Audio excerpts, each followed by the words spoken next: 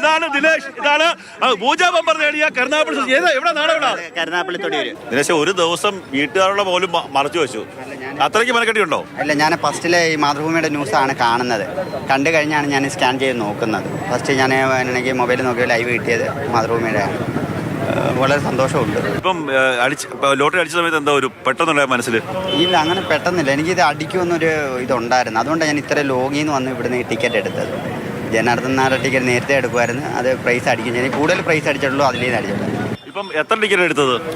10 ticket എടുത്ത്. 10 ticket ഞാൻ എടുക്കുന്നതെന്ന് വെച്ച് കഴിഞ്ഞാൽ അതിനകത്ത് നമുക്കൊരു ലാഭമുണ്ട്. ഡി സീറ്റ് എടുക്കുമ്പോൾ ലാഭമുണ്ട്. നമുക്ക് 2400 സംതിങ് രൂപയാവുന്നുള്ളൂ, 600. അന്നേരം മനസ്സിലാക്കേണ്ടത് 10 ടിക്കറ്റ് സാധാരണക്കാരന് വിറ്റ് കഴിഞ്ഞാൽ 600 രൂപ അയാളുടെ ജീവിതമാർഗ്ഗമായി മാറും. അതായത് ഈ ഇന്നലെ ഒരു രാത്രി അങ്ങനെ വിളിച്ചിരുന്നു, കാര്യം വൈഫ് പറയുന്നത് കേട്ട് നേരത്തെ ഉറങ്ങിയില്ലെന്ന്. അല്ല, ഉറങ്ങിയില്ലെന്ന് വെച്ച് കഴിഞ്ഞാൽ ഞാൻ കല്യാണത്തിൻ്റെ ആ ഒരു ഇതുണ്ടായിരുന്നു. പിന്നെ ഇവരോടൊക്കെ പറയാത്തതിൻ്റെ ആ ഒരു ഇതുണ്ടായിരുന്നു. പറയാത്തതിൻ്റെ കാര്യം എന്ന് വെച്ച് കഴിഞ്ഞാൽ പറഞ്ഞു കഴിഞ്ഞാൽ ഈ കല്യാണത്തിൻ്റെ അത് നമ്മളിലേക്ക് അങ്ങ് ഫോക്കസ് ചെയ്യും. കോടീശ്വരി ആയെന്നുള്ളൊരു ലെവലിലേക്ക് എത്തിയോ? ഇല്ല, കോടീശ്വരി അങ്ങനൊന്നും ഞാൻ ആഗ്രഹിച്ചിട്ടൊന്നുമില്ല. നമ്മളുള്ളതുപോലെ. അച്ഛൻ ലോട്ടറി അടിച്ച് അറിഞ്ഞോ? അച്ഛൻ ഇന്നലെ രാത്രി മൊത്തം പറ്റിച്ചല്ലേ? പറഞ്ഞില്ല? സന്തോഷമായോ? അച്ഛൻ എന്തോ പറഞ്ഞു രാവിലെ? ഈ നേരത്തെ ഒരു നമ്പറിനെ കണ്ടിരിക്കും നേരത്തെ അത് വർഷങ്ങൾ 2019 അത് ശ്രീ മുരുകാലയത്തിൽ നിന്നായിരുന്നു ഞാനും എടുത്തത്.